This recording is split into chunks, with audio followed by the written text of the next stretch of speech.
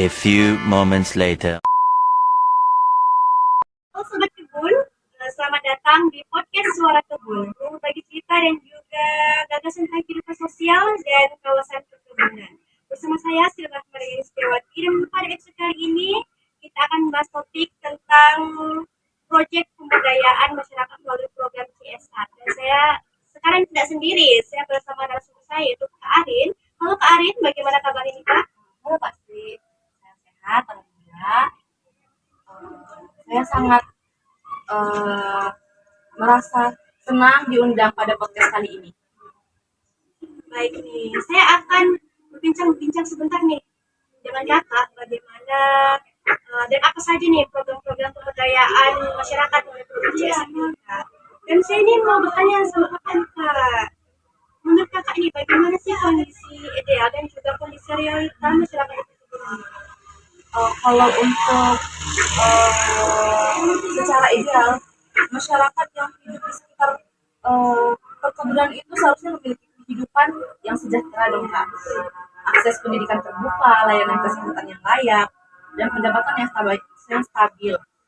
Tapi realitasnya itu sangat berbeda dan masih banyak masyarakat perkebunan yang menghadapi keterbatasan akses pendidikan, minimnya keterampilan kerja, ketergantungan pada satu sumber pekerjaan, dan juga masalah kesehatan dan lingkungan ya. Betul sekali Kak Ari. Di perkebunan ini memang masalah utamanya itu ya masalah sosial utamanya memang itu ya Kak, apalagi terkait pendidikan ya. Karena masih banyak sekali anak-anak di perkebunan itu tidak melanjutkan sekolahnya ya Kak. Masih Dan malah iya mengikuti orang tua untuk bekerja, dan itu memang salah satu masalah yang sampai saat ini mungkin masih diselesaikan. Iya. Dan saya akan bertanya lagi nih, bagaimana sih identifikasi dan juga pemetaan masalah sosial? Nah, berdasarkan observasi di kawasan perkebunan ini Kak, ada beberapa masalah seperti rendahnya tingkat pendidikan dan literasi masyarakat, keterbatasan keterampilan untuk pertanian, ketergantungan ekonomi pada perusahaan perkebunan, minimnya kesadaran akan kesehatan lingkungan, serta kurangnya peran pemuda dan perempuan dalam kegiatan produktif. Itu sih Kak di perkebunan ini. Untuk judul dan tujuan dari proyek pemberdayaan masyarakat kita ini sebenarnya apa Kak? Rencana judul proyek dan tujuan yang akan saya lakukan ini itu pemberdayaan masyarakat perkebunan melalui peningkatan keterampilan ekonomi lokal dan kesadaran lokal. Nah, tujuan dari proyek ini yaitu meningkatkan keterampilan dan kapasitas masyarakat dan juga mendorong kemandirian ekonomi keluarga, memperkuat peran sosial pemuda dan perempuan, dan juga mewujudkan hubungan harmonis antara perusahaan dan masyarakat.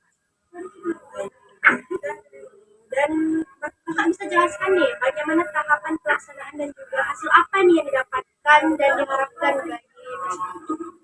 Proyek yang dilaksanakan melalui beberapa tahapan yaitu seperti perancangan program bersama masyarakat dan pihak perusahaan, juga pelaksanaan kegiatan seperti pelatihan keterampilan, UMKM, edukasi kesehatan, juga monitoring dan evaluasi untuk melihat keberlanjutan program. Dan hasil yang saya harapkan untuk proyek ini yaitu meningkatnya pendapatan masyarakat dan juga bertambahnya keterampilan kerja serta tumbuhnya kesadaran sosial dan kemandirian masyarakat.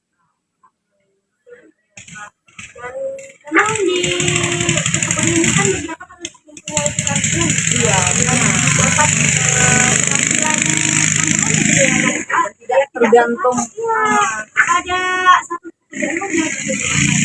Dan yang bisa dijelaskan nih Kak, identifikasi dari pihak yang terlibat ini apa aja sebelum proyek pemberdayaan Kakak?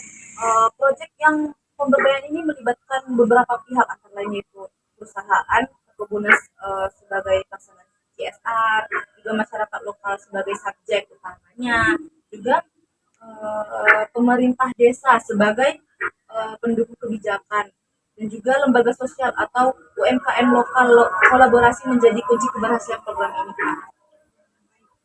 Nah, untuk rencana biaya yang dibutuhkan ini berapa sih? Biaya pelatihan yang dibutuhkan itu meliputi itu transparan Kak, dan juga disesuaikan sesuai kebutuhan yang akan dibutuhkan. Baik. Untuk rencana jadwalnya sendiri Kak, bagaimana? Rencana pelaksanaan proyek ini dilakukan selama kurang lebih 1 bulan gitu ya Kak, dengan pembagian yaitu minggu pertama observasi dan perencanaan, di minggu kedua kita akan di minggu kedua dan ketiga itu kita akan pelaksanaan kegiatan, dan minggu keempat itu evaluasi dan pelaporan, yang dimana waktu ini dapat disesuaikan dengan kondisi dan kesiapan masyarakat. Baik Kak, itu dari program CSR yang dilakukan hari ini ya dapat diharapkan bagi pendengar-pendengar podcast sekalian nih untuk bisa lebih manfaatkan nih atau